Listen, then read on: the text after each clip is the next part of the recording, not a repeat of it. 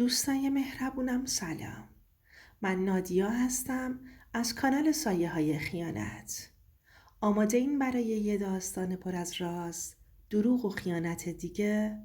قرار امشب چیزی بشنوین که شاید باورش براتون سخت باشه. فقط قبل از اینکه بریم سراغ داستان ارسالی امشب، لایک یادتون نره بچه ها که بدونم هنوز همراهمین. خب بریم ببینیم امشب قراره چه اتفاقی بیفته. من فقط یه قرص رو نخوردم، اما همون یه بار کافی بود تا بفهمم زندگی که با عشق ساخته بودم فقط یه کابوس قشنگ بود. سارا هستم. با هر سختی که بود دانشگاه رو قبول شدم. از حاشیه ها دوری می کردم. اهل معاشرت با دیگران نبودم. سعی می کردم هیچ پسری رو وارد زندگیم نکنم. دلم میخواست درس بخونم. میدونستم اگه پسری وارد زندگیم بشه، این اعتماد به نفس که برای درس خوندن دارم رو دیگه از دست میدم. میرم دنبال عشق و عاشقی و مغزم پر میشه از فکر و خیال طرف مقابلم. به خاطر همین سعی نمی کردم به کسی وابسته بشم. دوستان بهم میگفتند تو دیگه خیلی سر به زیری، یه خورده به رویه خودم اهمیت بده، ولی گوشم بدهکار نبود. فقط رو هدفم که همون درس خوندم بود زوم کرده بودم. اما روزی که امیر رو دیدم همه چیز تغییر کرد. با اولین نگاهم بهش قلبم شروع کرد به تون تون زدن. انگار دست خودم نبود. بی اختیار تپش قلبم بالا رفته بود. امیر استاد جدیدمون بود که تازه وارد دانشگاه شده بود. من دانشجوی زرنگ کلاسمون بودم و به تمام سوالهای استادامون جواب میدادم و تونسته بودم نظر اونها رو به خودم جلب کنم. اما سر امیر زبونم قفل میکرد و قدرت تکلم رو از دست میدادم. دست و پام رو گم می کردم و به لکنت می افتادم. امیر یکی از استادای خوشگل و جذاب دانشگاهمون بود. همه دخترها جذبش شده بودن، اما اصلاً به کسی نگاه هم نمی کرد و توجهی هم بهشون نداشت. دیگه کم کم همه به این باور رسیده بودن که استاد جوونمون حتما ازدواج کرده و متأهله و یا کسی رو تو زندگیش داره که هیچ دختری رو توی دانشگاه تحویل نمیگیره. امیر استاد فوق‌العاده‌ای بود. تو کارش هم خیلی جدی بود. خط قرمزی برای خودش داشت و دلش نمیخواست به کسی اجازه بده که از این خط قرمزش رد بشه. بعدها متوجه شدم که امیر دنبال ارتباط قوی و جدی هستش. یه ارتباط پایدار. به خاطر همین به دخترای تازه به دوران رسیده که سر و گوششون می جنبید رو نمیداد. امیر کم کم متوجه هل شدن من جلوی خودش شده بود. به خاطر همین سعی می کرد با من بیشتر ارتباط بگیره. متوجه شده بود مثل دخترای پر روی دانشگاه نیستم و همین باعث شده بود ازم خوشش بیاد. امیر دنبال رابطه دوستی نبود و میخواست یه رابطه جدی داشته باشه. امیر واقعا پسر سنگینی بود. منم عاشق مردای سنگین و با جذبه بودم. یه روز تو زنگ تفریح که بچه ها از کلاس بیرون رفته بودن و منم داشتم وسیله هام رو جمع می کردم، امیر صدام کرد و گفت میتونم ازتون اجازه بگیرم برای امر خیر به منزلتون همراه مادرم بیام؟ از این حرف امیر شوکه شده بودم و قند تو دلم آب شده بود. دست و پامو گم کرده بودم و با صدای آهسته گفتم بله، حتما، چشم. قاطی کرده بودم. نمیدونستم چی باید جواب بدم. امیر لبخندی زد و گفت شمارتون رو محبت میکنید که باهاتون هماهنگ کنم؟ شمارمو بهش دادم و خیلی سریع ازش دور شدم. اونم خیلی آروم شمارمو گرفت و به راهش ادامه داد. امیر با مادرش زندگی میکرد و پدرش رو تو بچگی از دست داده بود. وقتی که به من زنگ زد و ازم خواست که گوشی رو به مادرم بدم تا مادرش با مادرم زمان خواستگاری رو هماهنگ کنه، تازه به جدیت قضیه پی برده بودم. ذوق داشتم که استاد خوشگل و جذابمون بین اون همه دختر خوشگل دانشجو منو برای همسریش انتخاب کرده بود و بابت این قضیه به خودم میبالیدم. خلاصه اونا به خواستگاری من اومدند و با هم نامزد کردیم. امیر تو دوران نامزدیم کم کم از گذشتش تعریف میکرد و میگفت که تو گذشته عاشق دختری بوده که اون دختر امیر رو به خاطر پول فروخته بوده و رفته با یه پسر پولدار ازدواج کرده و به چندین سال رفاقتشون پشت پا زده. از اون موقع دیگه امیر طرف هیچ دختری برای دوستی و رفاقت نرفت و میخواست با اولین کسی که خوشش میاد سریع ازدواج کنه که اون فرد خوششانس هم من بودم. من عاشق امیر شده بودم و تو دانشگاه دیگه با غرور راه میرفتم و به عنوان نامزد و استاد بین دخترای دیگه به تحصیلم ادامه میدادم. خوشحال بودم از اینکه نامزدم همه چیزو در مورد زندگی گذشتش برام تعریف کرده بود و دیگه هیچ چیز مبهمی بین ما نبود. امیر عشق سابقش رو با آشنایی با من به کل از یاد برده بود و زندگی جدیدی رو شروع کرده بود.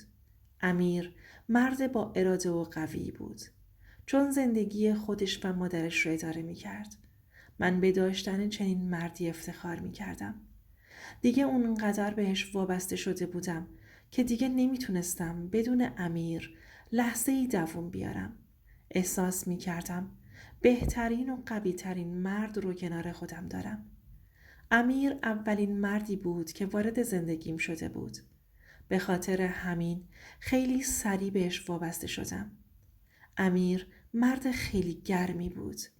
وقتی این قضیه رو درک کردم سعی کردم بیشتر بهش نزدیک بشم تا احساس کمبودی نداشته باشه. بعد از اتمام دانشگاه مراسم ازدواجمون رو هم گرفتیم و زندگی مشترکمون رو شروع کردیم. من در کنار امیر احساس آرامش داشتم و زندگیمو با عشق ادامه میدادم. امیر در روابط زناشویی مصمم و پایبند بود. گاهی اوقات از این همه ارتباط خسته می شدم.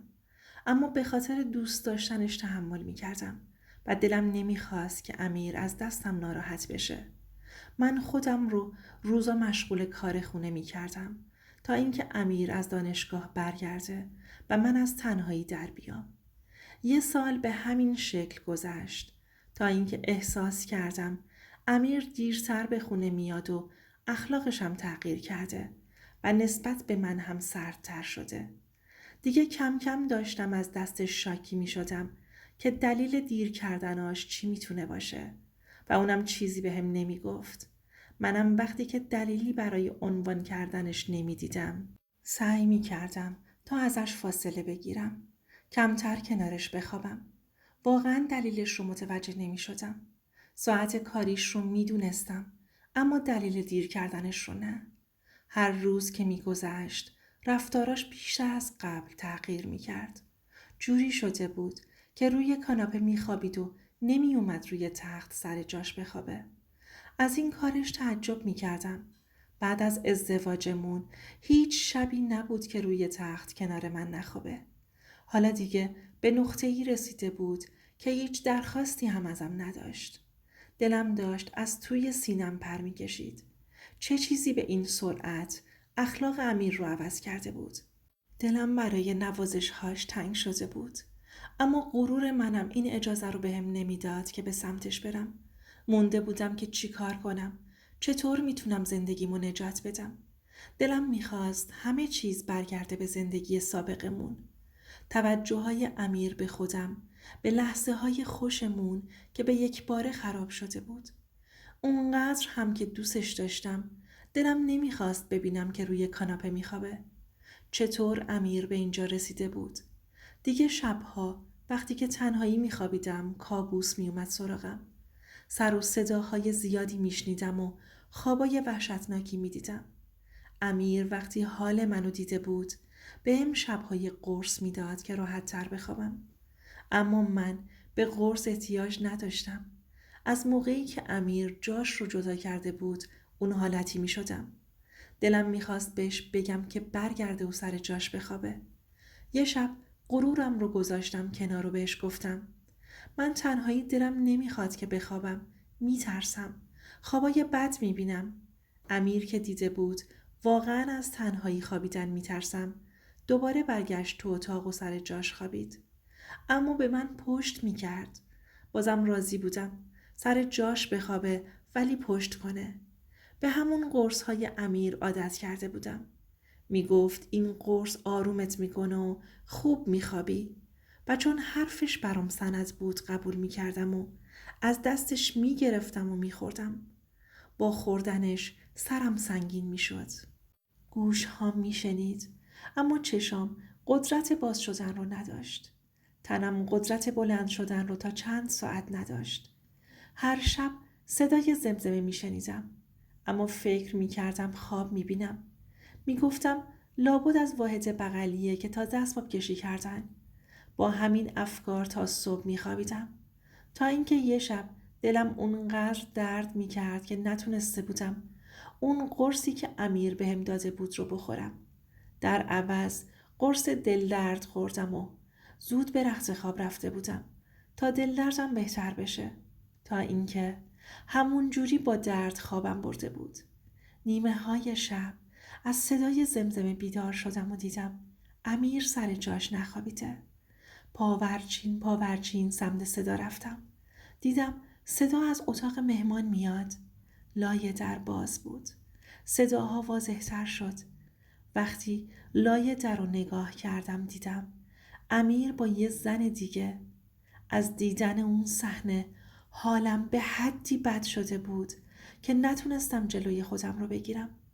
در رو تا آخر یهو باز کردم. امیر با دیدن من شوکه شده بود.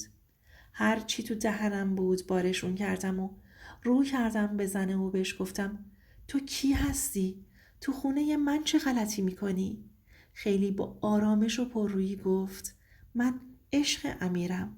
تو مگه قرصت رو نخوردی که بیدار شدی؟ یهو خشکم زد. تازه فهمیده بودم که امیر برای اینکه با این زن ارتباط داشته باشه به من قرص خواب آور میداده. امیر اومد طرفم و بهم گفت به توضیح میدم. با دستم پسش زدم و گفتم خیلی کثیفی که تو خونه من با وجود من داری این کارا رو میکنی. پس دلیل همه اون کارات این زنه بوده؟ برای خودم متاسفم که به تو توی زندگیم اعتماد کردم و زنت شدم. فکر کردم بهترین مرد دنیایی. بعدها فهمیدم که اون زن همون عشق قدیمی امیر بوده که از همسرش جدا شده بود و دوباره به سمت امیر برگشته بود. امیر منو به خاطر عشق قدیمیش فروخته بود و زندگیمون رو نادیده گرفته بود و از خیلی وقت بود که داشت تو خونمون به من خیانت میکرد و من چقدر ساده بودم که فکر میکردم امیر به خاطر بدخوابی های من به هم قرص آرام بخش میده تا آروم باشم و بهتر بخوابم. خیلی هم خوشحال بودم که شوهرم به فکرمه. نمیدونستم که داره با قرص خواب آور با یه زن دیگه به من خیانت میکنه. همون شب وسایلم رو جمع کردم و ماشینم رو روشن کردم و رفتم خونه پدرم. بنده های خدا اون وقت شب با دیدن من ترسیده بودند. وقتی که ماجرا رو برای خانوادم تعریف کردم پدرم خیلی عصبانی شد و خواست که با امیر روبرو بشه. مادرم اجازه نداد و گفت بذار قانون این قضیه رو حل کنه. پدرم برام وکیل گرفت و امیر هم که عشق قدیمش رو پیدا کرده بود خیلی راحت درخواست طلاقمون رو امضا کرد و رفت سمت زندگیش. منم با اینکه هنوز تو شوک بودم سعی کردم بعد از چند وقت با مدرک دانشگاهی که داشتم یه جایی سر کار برم تا بتونم خودم رو با کار کردن سرگرم کنم. من دیگه بعد اون نتونستم به هیچ مردی تو زندگیم اعتماد کنم. دوست عزیزم، اینم از داستان امشب. حالا نوبت خودته. اگه تو جای این زن بودی چی کار میکردی؟ سکوت میکردی یا با حقیقت روبرو میشدی؟ مرسی که تا آخر با من همراه بودی. اگه این داستان قلبت رو تکون داد حتما لایک کن و نظر بده و سابسکرایب کن تا داستانهای تکان دهنده بعدی رو از دست ندی.